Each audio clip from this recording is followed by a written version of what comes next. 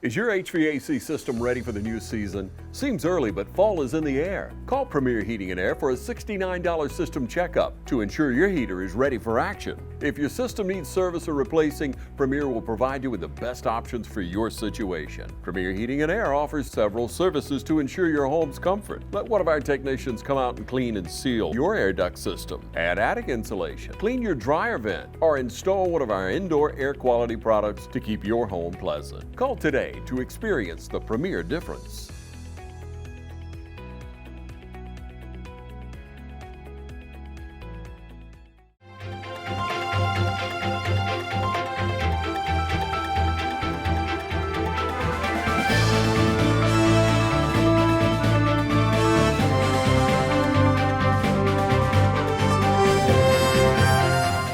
Good morning. Welcome to the NAACP first roundtable discussion. We're going to have a discussion today about crime and labor, and we have a nice panel here to talk about this. First of all, we'd like to open up with a word of prayer. Deacon Lindsay. Let's pray. Heavenly Father, we come this day in prayer. We come first most of all just to say thank you. Thank you, O Lord, for your loving Son, Jesus Christ, and the gift of the Holy Spirit. Father God, we thank you for our health and our strength, but let us be able to come out once again to be this occasion, O Lord, and be what you would have to be, and be pleasing in your sight, and we all leave with more wisdom, knowledge, and understanding. Bless us as we turn back to our destinations. In Jesus' precious name we pray. Amen. Amen. And first of all, I like to send out a special prayer and a special wish of recovery for Captain Bracewell, who was initially planning to be on this panel. I don't know whether or not you know or may not know. He was involved in an accident. He is recovering now, but let's send out a special prayer and hope and wishes not only for him, for his family and the whole family of the Sheriff Department. So right now, let's have a moment of silence just for Captain Bracewell.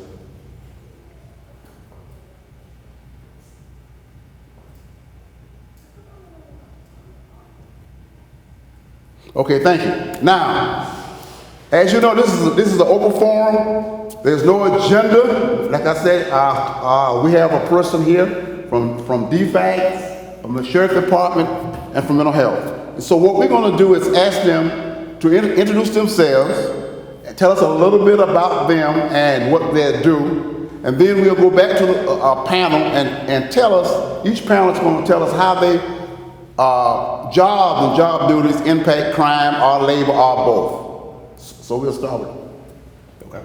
My name is Jeremy Reese. I work for the Sheriff's Office. I'm a lieutenant there. I'm currently assigned to criminal investigations. I've been at the agency about 24 years. I've had a kind of varied career. I started off in the jail. I was there for several years, became a supervisor there. Then moved to the patrol division where I became a supervisor. And for the past 10 years, I've transferred to the investigative unit where I'm now a lieutenant. Thank you. Hi, my name is Michelle Pullen. At DFAC, most people know me as Michelle Perry, but I'm married to Jerome Pullen here in the community. But I've been with the Department of Family and Children's Services 26 and a half years, and I'm the Deputy District Manager for the OFI side, which is our financial independent side. We're actually split up into two divisions. One side handles social services, and the side that I manage handles the financial part, which covers TANF, Medicaid, and other services. Good morning. My name is Erica Stokes. I work at Community Service Board of Middle Georgia, and I am the Director of Business Development and Community Relations Coordinator. CSBMG covers 16 counties, so I do the communications there externally and internally as well.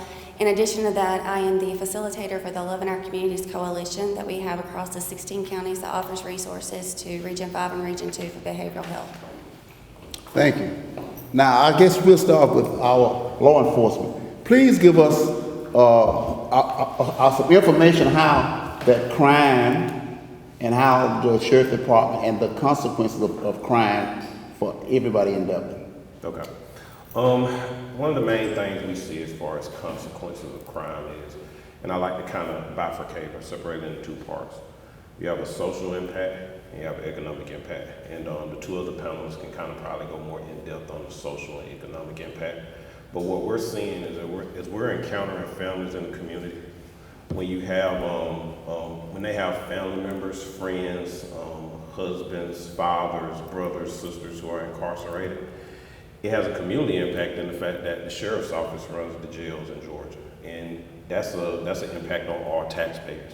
When someone's locked up and incarcerated, we are responsible for feeding them, taking care of them. And that's a citizen that's no longer able to be out here and be productive. They're not out here working. They're not able to be out here and help be providers in their family. That economic impact trickles down to all of us. And there's also a social impact, and especially the Department of Mental Health can kind of speak to this. But when you have families who are missing fathers, missing brothers, missing sisters, missing mothers, that has a tremendous impact on that family.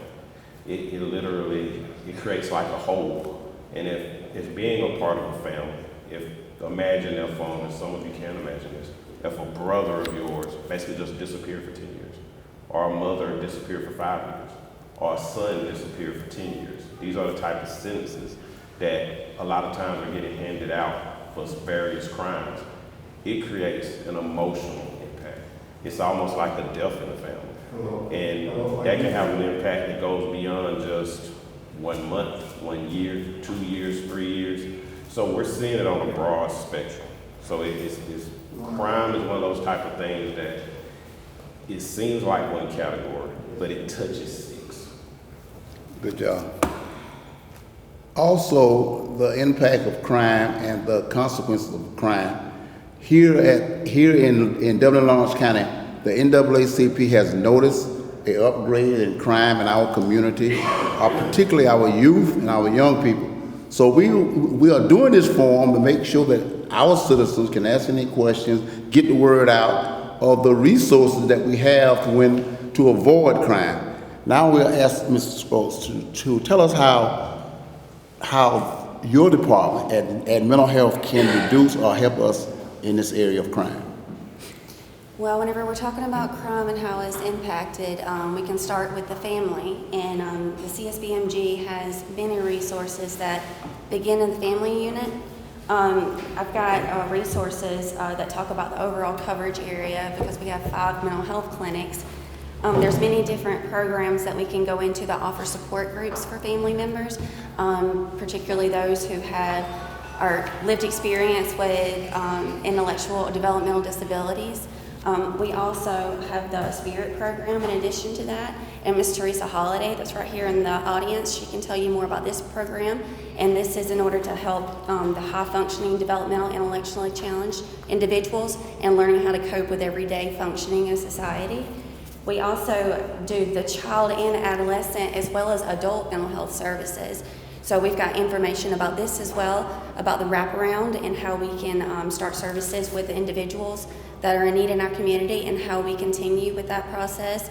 And we have our client support workers that actually go out to the schools. It's a complete wraparound services for adults and for children.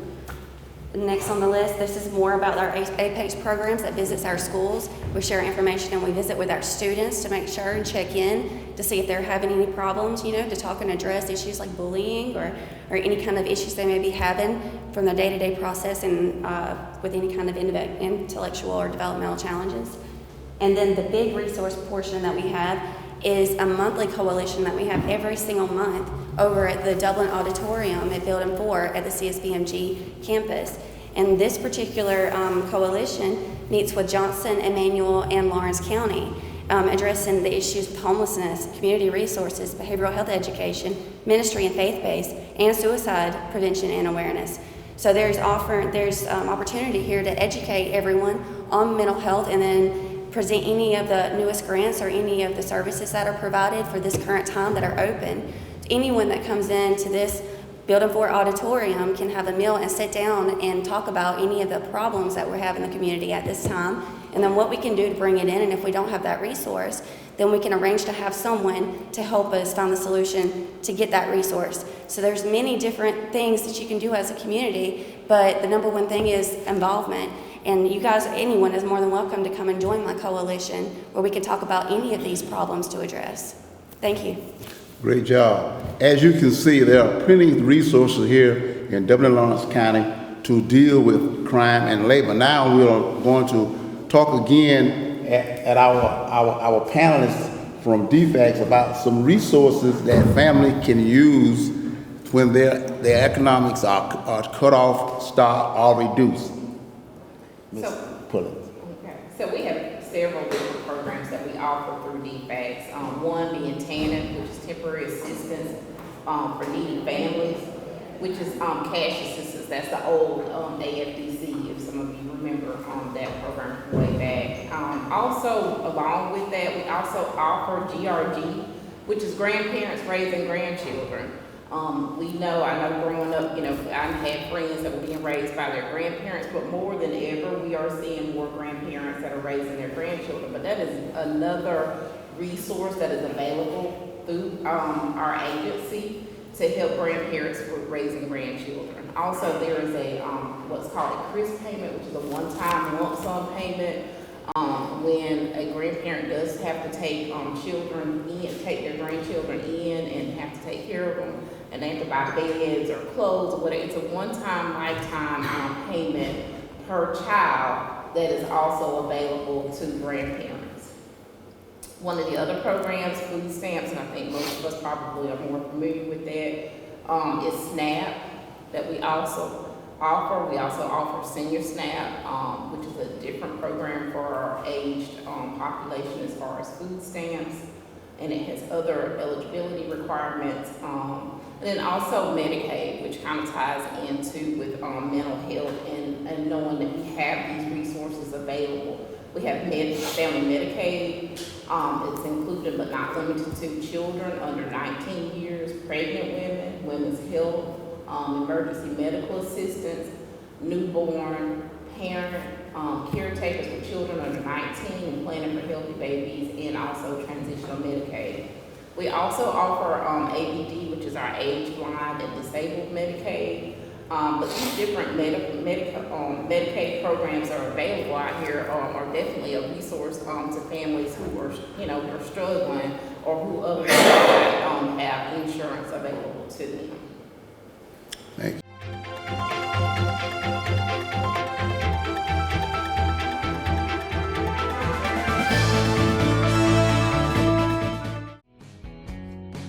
Allen's Heating and Cooling is your licensed Amana equipment dealer. Trust Allen's Heating and Cooling to install and service your heating and air conditioning unit.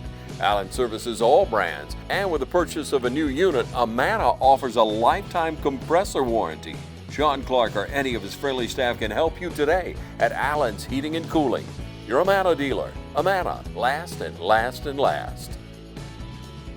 Hi, I'm Perry Williamson, and we've been baking here at Williamson's Bakery since 1927. In 1965, my grandfather, Merle Williamson, hung our name on this bakery. Ever since then, people have been stopping in for the Williamson's tradition. We invite you to do the same here at 1634 Veterans Boulevard, or catch us on Facebook, or just come get you some. At this time, we want to ask the audience, are there any questions for either one of our panelists?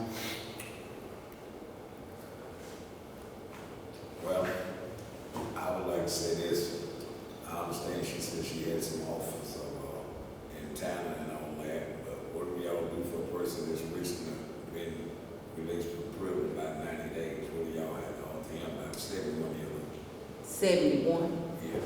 Okay, so possibly ABD, the age blind, disabled, Medicaid, and food stamps. You're looking for medical? For medical? Well, just a little bit more medical. I need a little more medical, some kind of system with housing and stuff like that. Okay, so for us, we would help you look, maybe possibly offer you some resources through like the Housing Authority, but we don't actually have any funds through the Department of Family and Children's Services for housing. Usually what we'll do is just provide you with the resources in the community like the Housing Authority, Section 8, and provide you with that I information. recently received a letter that said that my staff were reducing from the amount I was getting to $23. I just couldn't sleep. $23 to do anything for me. Yeah, and then sometimes, you know, you'll reach out to the agency. There are different deductions or some other like possibly paying for prescriptions or housing.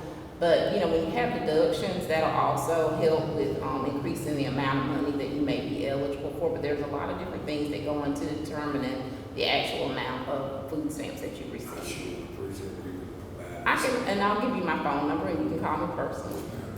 Thank you. I just wanted to say this. I started out being arrested when I was 16 years old. I have not stopped being arrested. Jack, we speak up a little bit, we make sure that. I started out when I was 16 years old. I was arrested. I've been arrested all the way up to now in 1971. I think Shaq Dean to remember the accident in 20 and 21 over there on Troop Street over there. That I was falsely accused of something that didn't have anything to do with me. All right, let's go and make a statement with us. And then, like I say, you know, I had some trials and trials in my life, but I've never been fortunate enough to stay stable because I've always been arrested. When I establish something, it gone. It always take foots and walks. I lose everything. I have to restart all over again. So really, I'm really patient, like mental health, because I got a lot of depression I have to go through. So those are some consequence of getting involved in crime.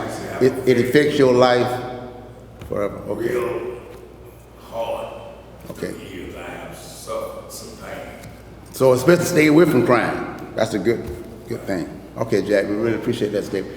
While we are on crime, at our schools now, are there any programs that the sheriff department offer to our school system? Yes, the primary program that the sheriff's office has, I'm not sure if the city mirrors it because there's county schools, of course, and city schools. But one of our primary programs is a program called CHAMPS. It's kind of multifaceted, and one of the things that they focused on, and Captain Bracewell is one of the forerunners of that, is gang education, crime deterrence, issues that we're having with gangs in the community, and they cover substance abuse issues. So that's kind of one of the things that the sheriff's office focuses on. Okay, good. Now, add mental health. Again, let's ask this question to mental health. Are there any numbers that you can share with us about the amount of children who participated in the programs when y'all visit the schools? I think, what, Teresa? Where the at your campus, it was over 300 kids that attend school programs.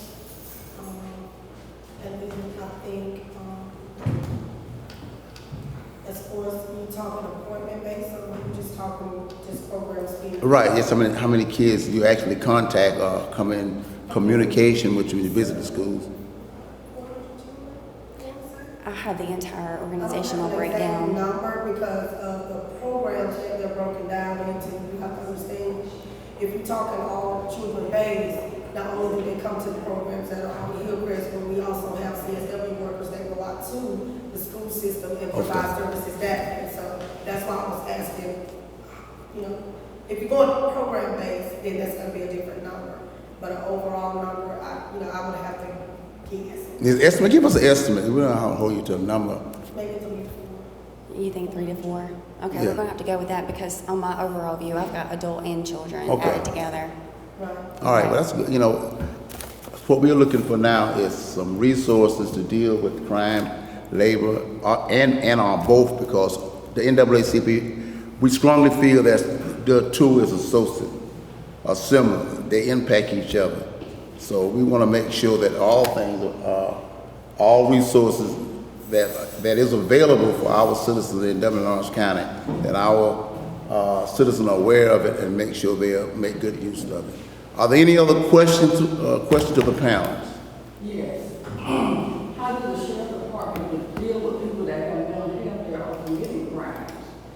Hold on, I need to repeat the question before the cameras. The question is asked, how does the sheriff department deal with people who commit crime that's involved in mental health? So one of the resources we have in the community, you can go to probate court, and it takes 2 individuals who are familiar with that person, and you can get what we call a 1013 order, it's a mental health order. And once you have that order, the sheriff's office enforces those. So if you have a felony that won't get help, but you feel like they are getting to the edge of the becoming dangerous. They're getting to the edge where you feel unsafe or that the community might be unsafe. Say something. There are resources out here, and there's even resources where if they won't get help, we can get a court order. And I have a good court order from a judge, because at the end of the day, you know, everyone still has their rights. And that, when they meet with the judge, when that person meets with the judge, that's their judicial proceeding. So once the judge finds that there's cause that that person needs to be seen, we can get that order, we can serve it, we can take that person forcibly if we have to, hopefully not, but forcibly if we have to a mental health professional so that they can evaluate. And once that evaluation is done, and a lot of times we give people help and we can stabilize. Now, mental health issues, you kind of have to look at it as almost like a long-term care plan.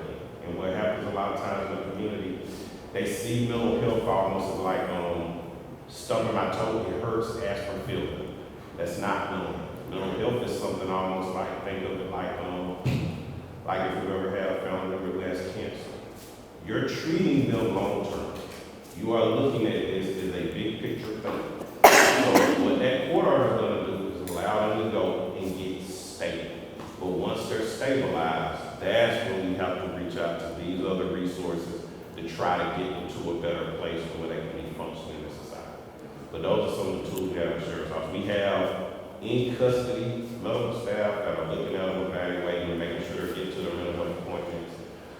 That doesn't negate their criminal unit. I want to be clear on that, because we do have to have these talks with family a lot, where it's like, hey, my son's not mentally stable, why is he in jail? Well, if your son or daughter stabbed someone or shot someone, there's a whole process to make them not responsible for those actions. It's not a process that the sheriff's office controls. That's a process that goes before a judge. There's competency hearings, it gets into a whole complex legal mechanism. So we don't control that part of the ship. But what we can control is when they're there, we try to make sure they make their mental health appointments. And before that, hopefully we can catch them before it becomes criminal. And probate court can help you with that, get those forcible orders. We will enforce that, get them to mental health, and then the doctors can take their part as far as trying to stabilize them and get them to a place where these young ladies can kind of step in and give them a long-term plan to get them that college function. Excellent answer. Excellent. Do y'all have enough resources in this county to take care of all the people that are dealing with mental health issues? Do we have enough resources? Places for them to go, like you said, they do like a 1013, they can take them to be checked out or... Okay, so typically if there's a 1013 and someone is to be housed inside of an in-house stabilization unit, they would go to our Quentin's place. And luckily for us, it was limited beds and there was only so many, but now we've already approved for a new location and we're seeing funding for a bigger one. So that's currently in the works and we'll be hearing more about that in the near future. Okay? Thank you.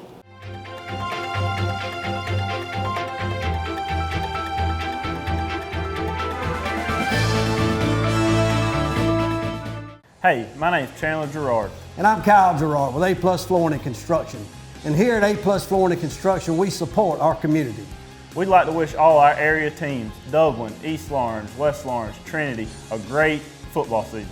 So come see us at A+ Flooring and Construction, 371 Georgia Highway 338 in Dublin, or give us a call, 478-676-2662. Have a great season.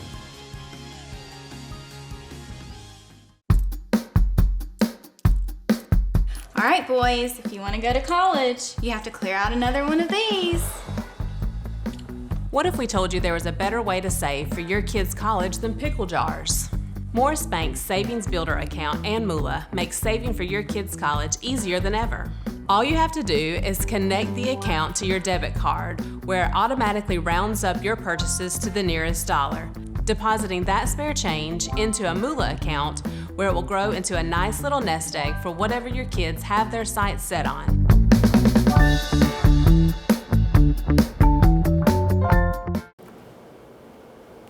Any other questions? Mr. Lindsay? Yes, I'd like to ask the sheriff's department a question. It's understood that the sheriff's department has been having to help the city out and patrol because the city is short of personnel. Now, if they're pulling from the county to the city, does that make the county short of personnel? And how short are we of personnel for city and county right now? Okay, good question. I handle the primary part. The sheriff might want to say something about that. Because my role is I'm primarily an investigator, so I know that he's the big picture person of it as far as the department. But what I'm seeing is it's not pulling from our primary resources. And what I mean by that is in most police departments, sheriff's departments, you have those primary functions. So primary functions are like patrol functions. So let's say you live in Dublin. The sheriff's office is your patrol. So just like if you live on South Washington Street and you call 911, a city of Dublin patrol officer shows up. If you live in Dublin on 1st Street, a sheriff's deputy shows up. So the help that we're providing to the city is not pulling for those primary resources. So the patrol division still staffed and it's normally staffed. Me as an investigator and my team, we're still investigating cases that arise in the county. We're not investigating city cases. Their detectives are handling that. So what's happening as far as the resources being put into the city are specialized units. So at the sheriff's office, they have a couple of specialized units. They have a crime suppression unit and a traffic unit. So they're helping the city in some of the high crime areas and some of the areas that are struggling with right now. So as far as our primary duty, no, it's not affecting that. We're not seeing and investigating any larger influx of cases where we're taking cases from the city. They're still handling their primary responsibility. And from my understanding, which I can't speak to the city of Dublin staffing issue, but what I can speak to is we work closely with some of our state counterparts like the GDI, Georgia Bureau of Investigations. So they're handling and helping them on a lot of the investigative of some of these cases. But I'm not seeing any jump off or any fall off from our primary units, and so we seem to be fine on that. Sheriff, you got anything going on? Yes, look at the sheriff here, look at that sheriff, respond to that sheriff. And again, before you speak, we appreciate you showing up here. That's really helped us out a lot. The sheriff can come and participate. Sheriff. But we've seen a lot of activity. I reached out to Chief Moon when we began to notice the number of shootings that was happening within our city limits. And so I decided, I have a crime suppression unit of about 4 officers that I created that basically to concentrate, because with the 911 system, we get a lot of calls. We have to have 6 patrol people that are patrolling our county 24/7. But I decided that early on, I got the command staff and we decided we needed to create a crime suppression unit that could actually specialize in going into certain areas or working on certain type of crimes, and mainly it's gangs and drugs, and the drugs and the gangs kind of coincide with each other. So, and I also have a traffic unit, and when we begin to have all these shootings within our city, I went to Chief Moon and told him that he had a problem with me moving some officers into the city just to assist, to have more blue lights available, to start taking out, people at cars and stop the suspicious vehicles and trying to get guns and all out of these vehicles. So we actually pulled our traffic unit in and our crime suppression unit just to concentrate on the city. And we're still doing that right now. And we've been able to get a lot of guns and drugs off the streets, out of these hands of actually teenagers, 17, 18, 19-year-old people. And and we continue to do that. Now, we're also working with the governor, formed a gang task force that's put together over a year ago. It takes time to put all these units together, especially when it's the GBI is in that, and we're part of that organization now. Lieutenant Reese is he's more familiar with, you can tell him basically where we're at, where we got an ongoing investigation now, right? Is that correct? Okay. So, very knowledgeable that I guess that we're talking about gang part. Mm-hmm. So when I do hear from the community that there's a lot of angst over what they're doing as a large or unusually large gang problem for this area. So I will say this, as far as sheriff's office goes, because I don't want to speak for other agencies that are represented here. we kind of try from the investigative end to split it into three parts. So we got what we have been doing, what we are doing, and what we're gonna be doing. So from what we have been doing, that goes back to, like I said, in the county, our CHAMPS program, gang education, trying to make sure we have some resource officers in the school, trying to be where the rubber meets the road. Because for the most part, gangs is I don't want to say a young person's problem, but if anyone in here has ever played sports, there's a saying when you play football, it's a young person game. You don't see a lot of 40-year-olds in the NFL. So gang stuff is oftentimes more associated with younger people. It's like younger gentlemen, it's like younger young ladies. So the sooner you can get where the rubber meets the road, which is in the schools, the younger you can get to them, the younger you can explain to them the hazards of that, the better. So that's why our CHAMP program comes in and our school resource officers come in from that perspective. Then we got what we are doing, and that speaks to what the sheriff's talking about. That speaks to that situation. So yes, we're dumping more resources into the city. Our sheriff strongly believes that the city of Dublin has its own police department, but he's the sheriff of the whole county. And he's gotten phone calls about the concerns about some of the violent crime in the city.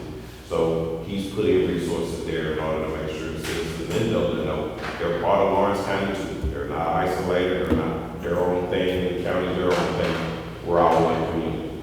And then third, we go into what we will do. So yes, what we did and what a lot of the agencies here did when they started to see some of the uptick in the problems was we got a little bit more cooperative and a little bit more collaborative. And so at this point, there are, I can say, multiple investigations that I'm aware of. And when I say multiple investigations, we got 2 tiers to investigation, just to get kind of technical for a second. So for example, let's say I have a shooting in the county, and I'm investigating that shooting. That is not shooting, and I'm handling it. So let's say Dublin has a shooting in the city, and their detective is investigating that. That's his shooting, and he's handling that. But then, what we've also done here recently is, and the sheriff was alluding to, we have multiple investigations that have been launched that are now all these agencies coming together to see the trends, see the patterns, and see who the leaders are and who can be charged and who can be kind of brought to justice for some of the chaos that we've seen. So those are ongoing investigations, and those are investigations like he's referring to where we kind of merge some resources with us, Georgia Bureau of Investigation, Dublin Police Department, and East Dublin Police Department. So those are ongoing. We hope to see fruits from those very soon. Thank you. Thank you very much. Good answer.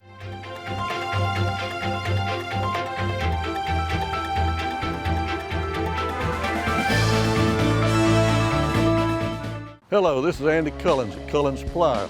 You can mow with an attitude. It's our legacy, the driving force behind every mower. It's a promise to every bad boy mower owner, and we offer powerful mowing performance across our entire mower lineup. And we do it all for mowing pros and demanding homeowners just like you. It takes brains and brawn to build a mower that's regularly, simple to operate, and easy to maintain, and provide the best value as a bad boy mower. Overbuilt and over horsepowered. Since the very beginning, our mowers represent the best in delivering classic American muscle. We continue to improve the process of building and innovating our mowers so that every single one is delivered to you ready to mow with an attitude. Visit us at Cullins Supply and Engine Service at 910 East Jackson Street in Dublin or 826 South Harris Street in Sandersville. Imagine a life-changing injury. Imagine the fear and unknown. The Houston Clinic Sports Medicine Team, the only physicians in the area with advanced certification in orthopedic sports medicine, treats sports injuries with innovative techniques. The Houston Clinic has helped nearly 1 million athletes live without pain. Imagine getting back in the game. Imagine the best game of your life. The Houston Clinic Sports Medicine Team. Okay, we are, like I said, we've had this forum and this roundtable, and hopefully it's the first of many more to go. At our last NAACP meeting, Ms. Brown. I'd like to ask you a question. Do any of these organizations, police organizations, do a buyback program for guns? Can you tell me, because I hear a lot about gangs, but, you know, I like to show me, tell me what a gang looks like, because the kids that run around here, I don't know, I can't tell they're gang members, I mean, and I'm not out there to see what they're doing. So if you got gang members, and that word is used a lot, can you define to me what they're like? In the city of Dublin. Okay. Good question. First, as far as the buyback program, no, not buyback. And the reason why generally, now there's some, you end up usually hearing about those programs in major metropolitan areas, and the reason why is they're expensive. So if you're gonna be buying that guns, that means someone's paying someone to bring the guns, and that's the government money. And sometimes, depending on where you live in, it's hard to get citizens to have a lot of buy-in. I'm paying people who ain't supposed to have something to get back something that they ain't supposed to have. So some segments of the community are, I'm not paying taxpayer dollars for. So usually those are bigger areas. I do know some in Atlanta, they have quite, there's a couple agencies that do that. I know in New York they've done that. Chicago they've done that to varying degrees of success. But here we don't have it. Now, as far as the game, without getting into a legal definition of it, just in vague, here's what we got. And I'm kind of make it a little deep, but also make it simple. So I'm gonna start with the deep part. Georgia is a unique state when it comes down to gangs. What I mean by that is, in Georgia, and it's like this in some other states, but if you go to, like, let's say California, there's kind of more of a defined structure to their gang, because they're the fathers of it. That's kind of where a lot of the major gang activity started, where they really got organized. So there's structure. There's more of a kind of a hierarchy, and there's more kind of set kind of guidance to it. Here you have a lot of hybrids, and what I mean by that is, so for example, what most people think is that if you're a blood, you're a blood. If you're a crook, you're a crook. Those two don't like each other, and they disagree hard. Here in Dublin, you might have, for example, one young who claims he's sick and will be associated with no blood stream. I'm sure you get blood stream. So, but they will be friends and associates with someone else who claims the title of a gangster disciple, or another person who might claim the title of a crook. So there's a lot of hybrids. So I've even investigated cases where you have one family, and one brother might claim blood, another one might claim gangster disciple, another one might claim something else. You want to come and see that come. A whole family is blood. That neighborhood is a blood. Georgia, that's actually common to have kind of more of a hybrid type of situation. Now that doesn't make them any less violent or any less dangerous. So like when you go in, let's say, Department of Corrections, which aren't represented, but if you talk to people in the Department of Corrections, they're like, look, it's not uncommon to have like different races in certain gangs. But if you go in California, that's not the norm to have, let's say, a blood gang with white people or Caucasian people. That's not unusual in the Department of Corrections to have gangster disciples who are white. So it's just complex here in Georgia. It's just a different type of gang structure. But as far as in the city, generally from what we're seeing, you can kind of associate if someone's a gang member. I don't like to get into the colors because colors are real basic. So the only way that you're a gang member is by wearing red. I haven't met a gang member yet who wants to go to jail. So why would he wear red? He would just take red off. And in a small community like this, let's say if me and you were in a gang, you know that I'm with you. You know that we associate together. I don't need a red shirt for you to identify me. So a lot of times what we look at in law enforcement to determine if someone's in a gang, it's about their activities. What are you doing? Who are you doing it with? And what is the purpose of it?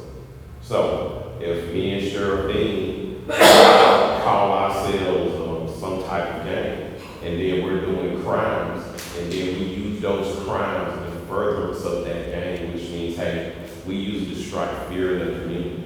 We use it to fund stuff that benefits the gang. Then that would be considered a gang. That's how we look at it. So what you're looking for, let's say if you're just in the community, yes, you know, let's say you have a grandson or a granddaughter. If you're seeing them, and I'm hoping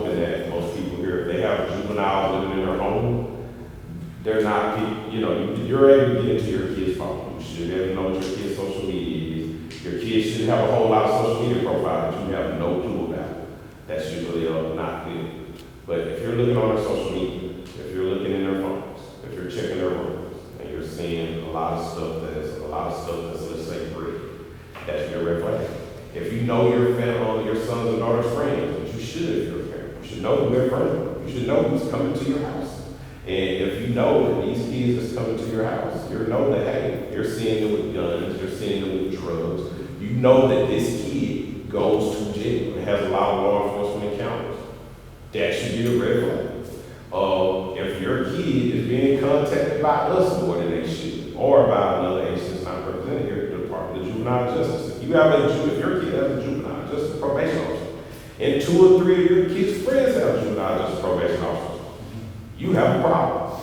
So it's not happenstance that we're there, that juvenile justice is there, and that all your kids' friends aren't in trouble with law enforcement. So if you're seeing that, you have a problem.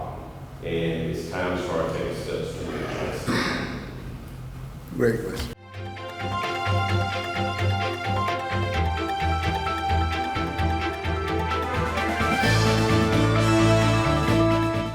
Hi, I'm Tom Dominy.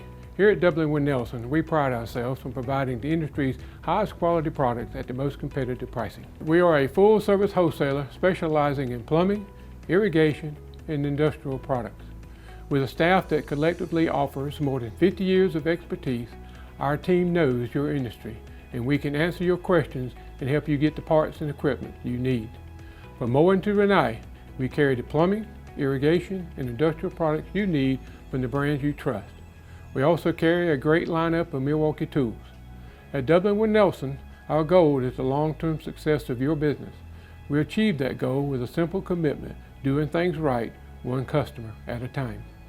If you have a question, or if you're looking for a hard-to-find part, give us a call. Our experts are ready to help. Order online, give us a call, or come by at 507 Airport Road in Dublin. We're committed to building long-term relationships with our customers by earning your business every day.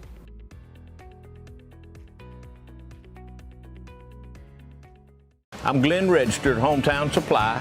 Come by today and let me show you all the different product lines that we carry. Just about anything that you need, we have it in stock. We do financing, we deliver just about anything a customer needs for us to do, we do. Come by and let me show you what sets us apart from all the rest. If you can't do business here, you just can't do business.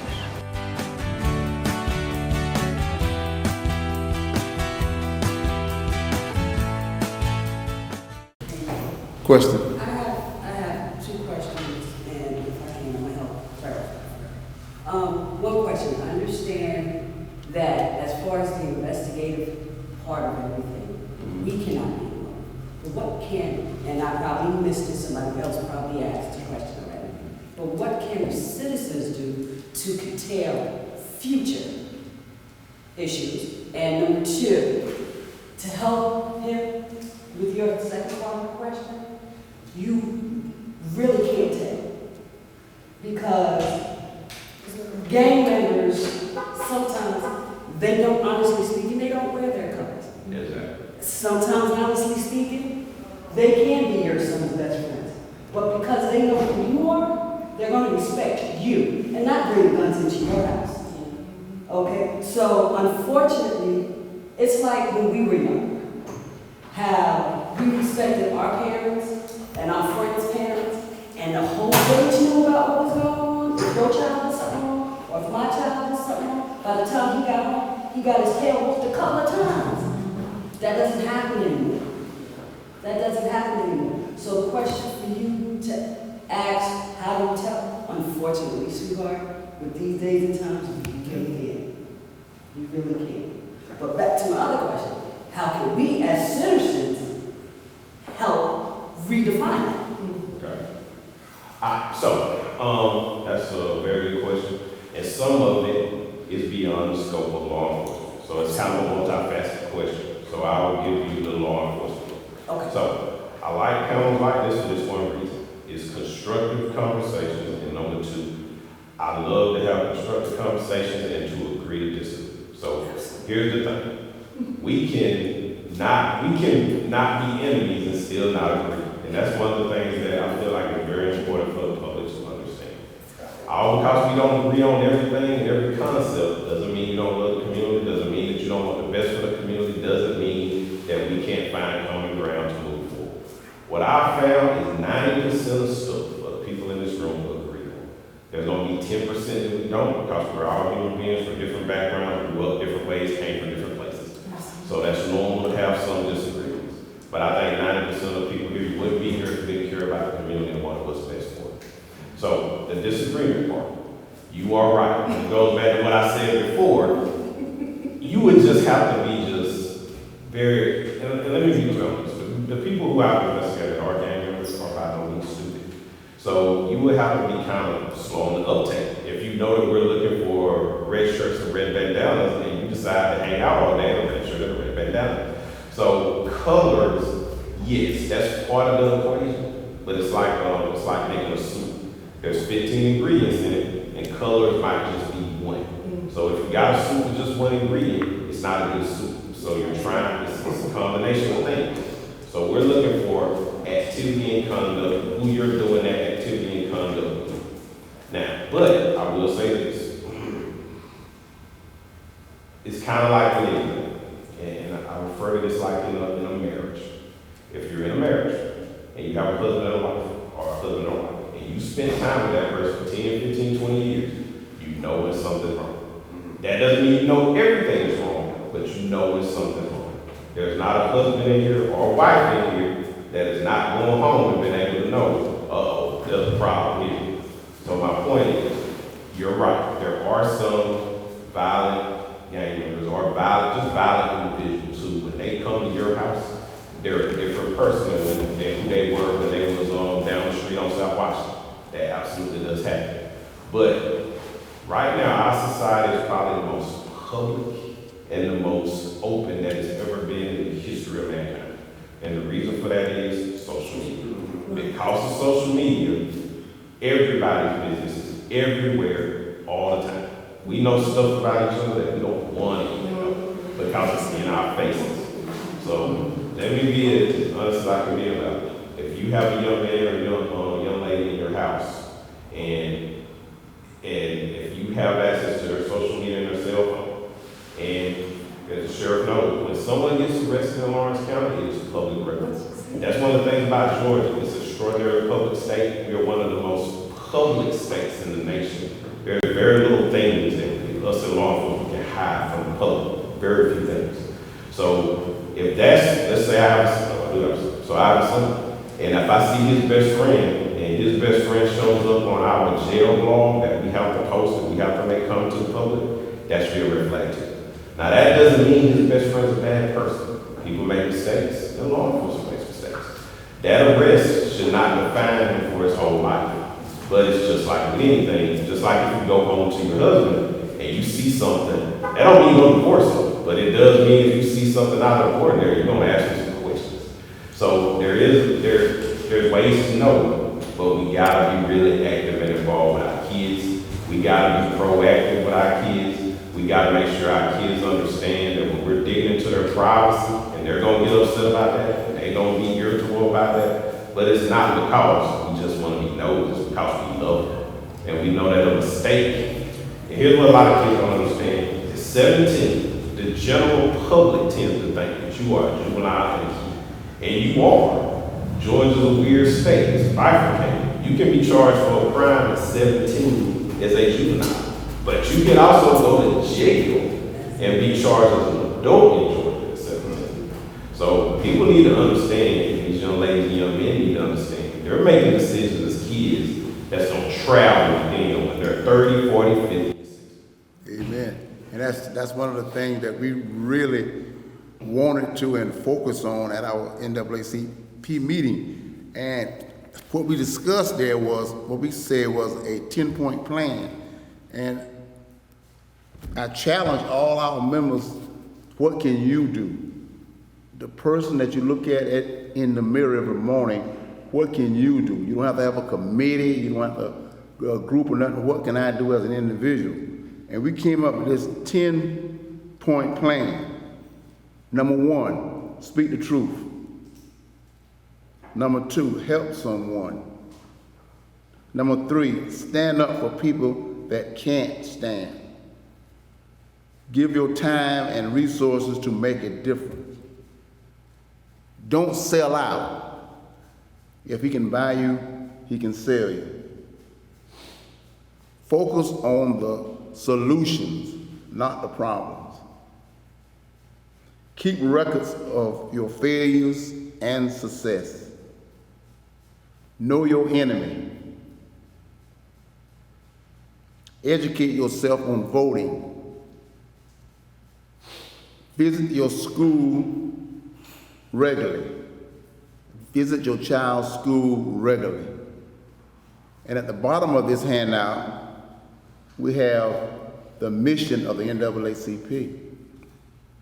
The NAACP mission is to ensure the political, educational, social, and economic equality of rights for all persons and to eliminate race-based discrimination. So we have a flyer and we have it on a hard card if you want to hang it on your wall. Mr. Lindsay, will you come and pass this out for me, please? And give everyone a copy. And if you need a hard copy to hang on your wall, I got the same thing in a hard scroll.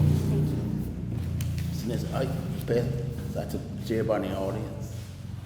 So I wanted to hold this to an hour.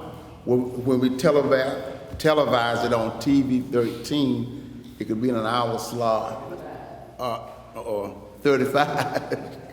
TV 35, excuse me. But you can pass it to 13 if you want to, that's fine.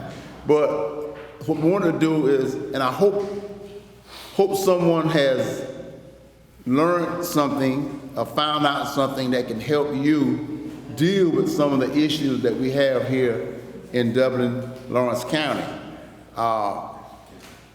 I know there's some things that we can do, and my main issue is whatever problem we have, whether it's a mental health problem, a criminal problem, they can't solve it by themselves. We need to make recommendations to someone that we think need counseling. We need to tell law enforcement of these unusual activities that we see in our neighborhood.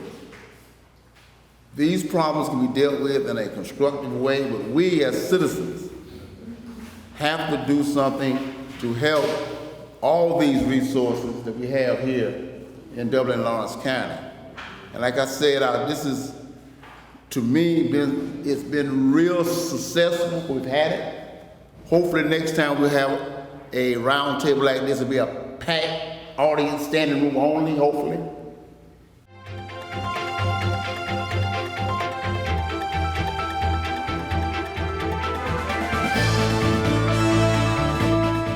It's Breast Cancer Awareness Month, and at Dublin Chevy GMC, we care. So we'll be contributing to the fight against breast cancer. Thanks for your help in the fight against breast cancer. In October, we'll be partnering with local agencies by making a donation for every vehicle sold and every vehicle serviced at Dublin Chevy GMC. We appreciate your help in the fight against breast cancer. So join us in our fight against breast cancer, and remember, Don wears pink well only at Dublin Chevy GMC.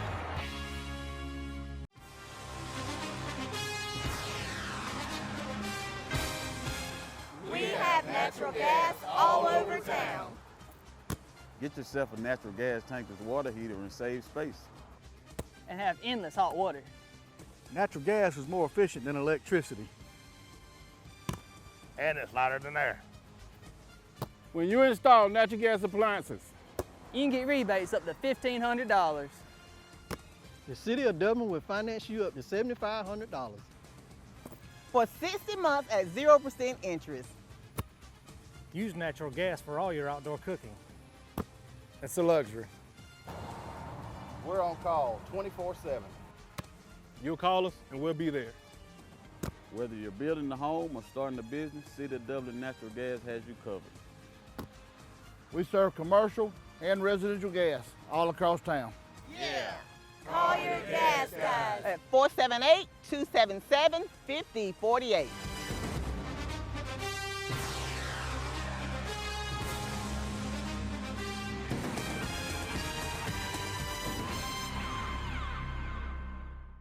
So is there anything else that anyone want to add to this, or any comments? Open the floor. Mr. Putter. Good morning, everybody. Good morning. I'd like to address a question to Sheriff Dean's Insurance Department. Logistically, how difficult would it be to implement a program similar to or one that actually mirrors the program that they have in Macon County called Considered Consequences out of the Lawrence County Sheriff's Office? I had the pleasure of an invitation, myself, Judge Owen, and the former Chief of Police, Tim Chapman. We went up there and witnessed their program, and there were about, I remember the number exactly, 22 participants, youths, and every last one of them was brought by a parent or a guardian.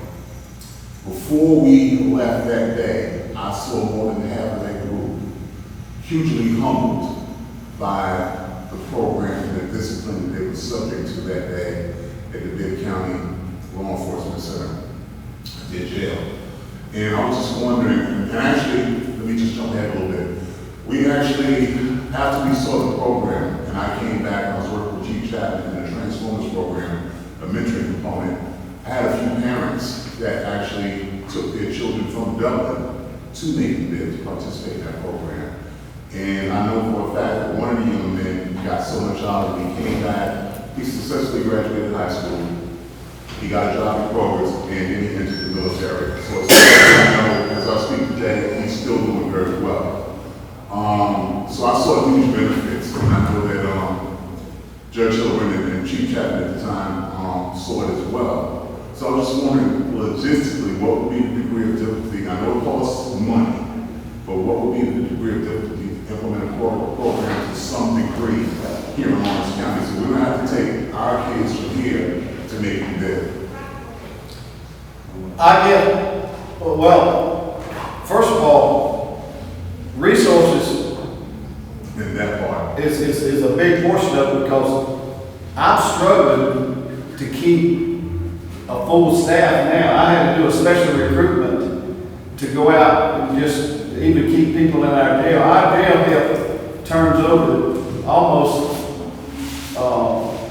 we have about 34 people that work in our jail. There's only about 5 or 6 of those people that's been there as long as I've been insured. 90% of everybody that's there has got less than 6 months. And so we're still struggling to try to get resources to keep jail staff, officers there, and there's no way right now. I mean, if, we can sit down and talk about the program that they got and see, but as far as me being able to designate somebody to furnish the resources to start this program up, it's almost impossible. I mean, I can't, you gotta have experienced people to be able to, no, we're just because you go off to school and get mandated, get 18 weeks of training to be a deputy sheriff or be a policeman, it takes years of experience. You've got to wear out several pairs of shoes before you learn how to deal with the public and treat people the way you want to be treated. And that's the issue there. I mean, we'd be glad to sit down, come to our staff and maybe look at that program, but just like Bibb County, they're having a struggle with actually the number of officers on the street, and it would all make it fall back to resources. But one other comment I'd like to make, I started my career in law enforcement at the Department of Corrections, because that was over 35 years ago. And this is the point that I picked up as a young man then. I was 29 years old when I went to the Department of Corrections. And just to show you how society has missed the boat, back then we had almost 1,200 inmates at Dodge CI. Well, they had over 8 or 9 counselors back then in the correctional system 35 years ago.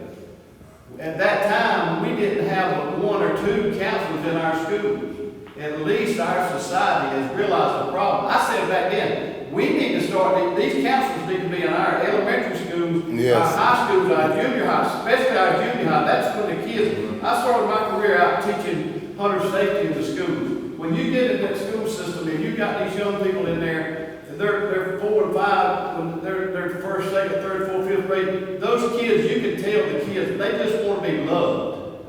And then by the time you get them up to 8th and 9th grade, if that child had the love of the parents and a teacher or a mentor to mentor them, they begin to and that's when they join these games, because children want to be disciplined, but if you wait till they're 14 years old to start disciplining a child, you might as well, you know this is vote. But at least society, this is the end on a positive note, at least us as a society, we realize that let's deal with our kids while they're kids before they get to the system or they get to be teenagers and got the baby mindset. So you got to think about it, y'all. We're almost 35 years behind in realizing where the problem is.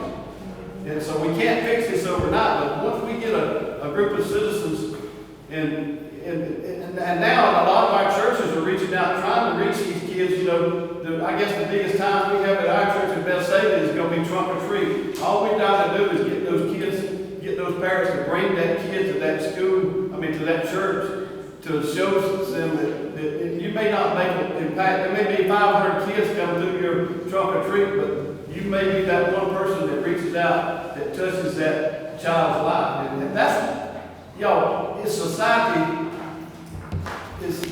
We're not raising our kids. It's not blacks, it's not white, it's Hispanic.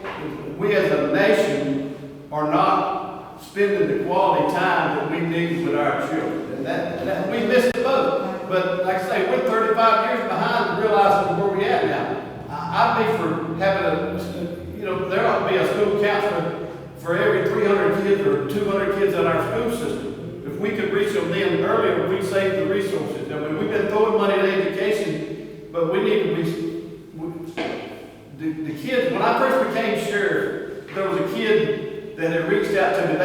I called them, they was like wearing all black. They were just painting their hair every color. But the reason, and this kid brought me a complaint that somebody in their group was being abused. Well, I thought it was just children. This child, these 5 or 6 kids that was running, at one time you could say there was a game, but they wasn't a violent game, but they're bond together to keep kids that are raised up without discipline in their homes, without somebody loving them. Those kids are going to bond together at school. And the sooner we pick out, that's the reason it's so important to have teachers and counselors in our school system to realize that these kids have problems. And that's when you got to get to them when they're young.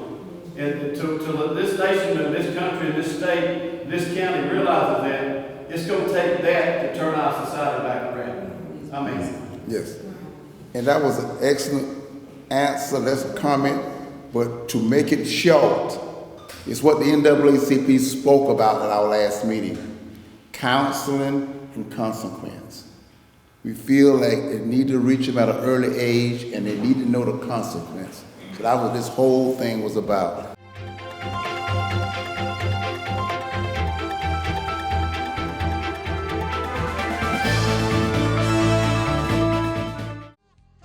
First Lawrence Bank invites you to experience banking at its best. Whether you have personal or business needs, we're a full-service bank big enough to handle all of your banking needs and small enough to provide you with that personal touch you've grown to expect from a community bank like First Lawrence Bank. Looking forward to your future. That's First Lawrence Bank in Dublin and Dexter. Member FDIC.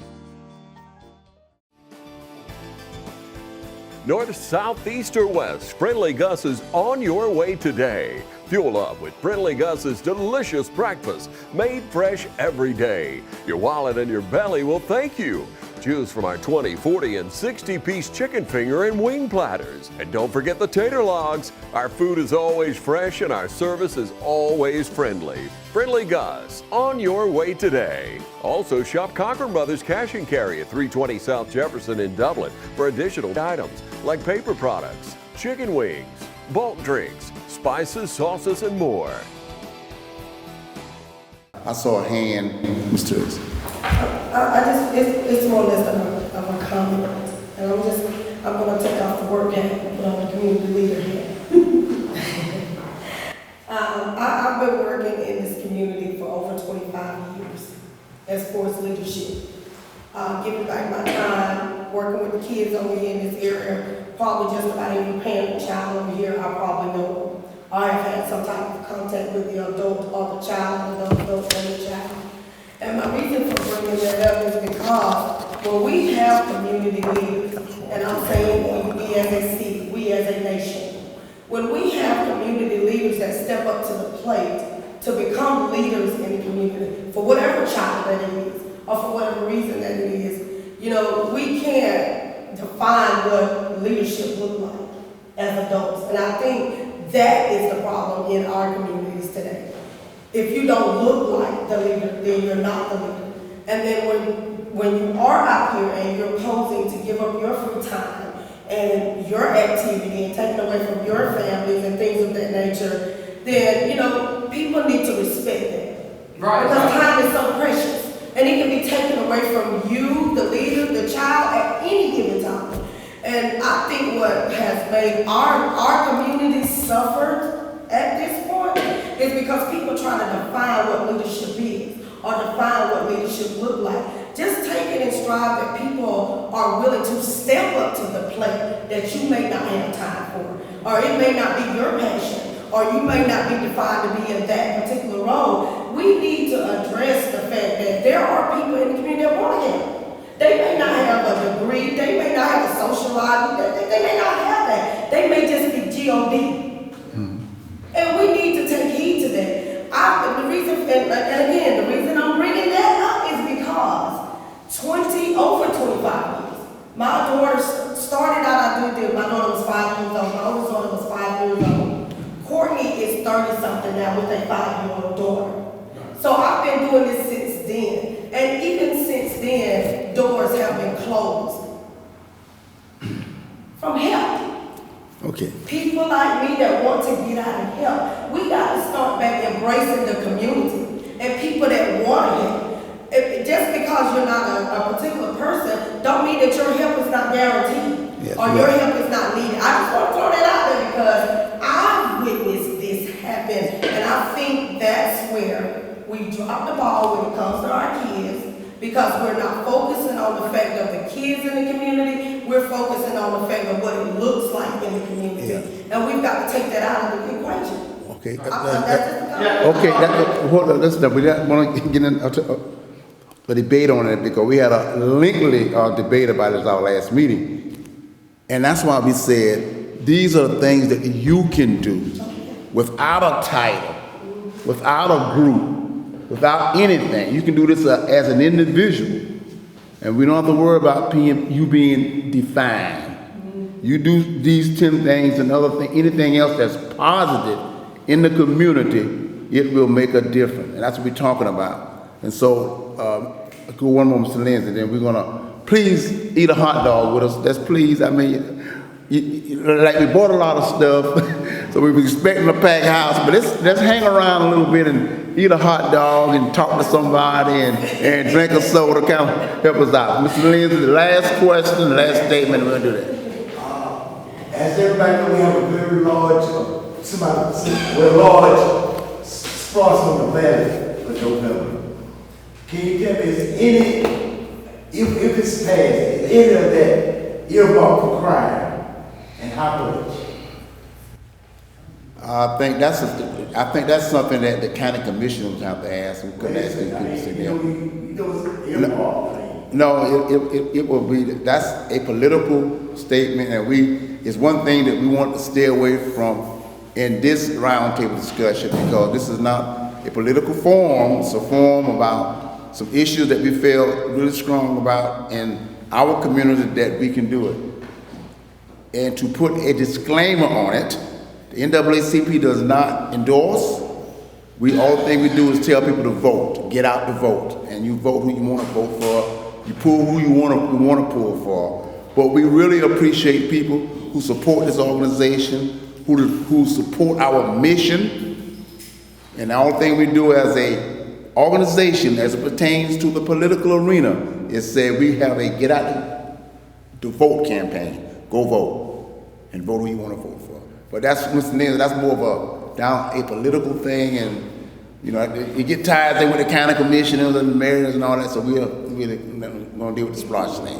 Any other question? If not, please eat a hot dog with us. I appreciate you coming. Thank you, TV 35, thumbs up, and hopefully the next time we have a forum like this, it'll be a packed house, but I think this was really successful. Everybody who think this was successful, clap. Thank you. and thank my panelists very much.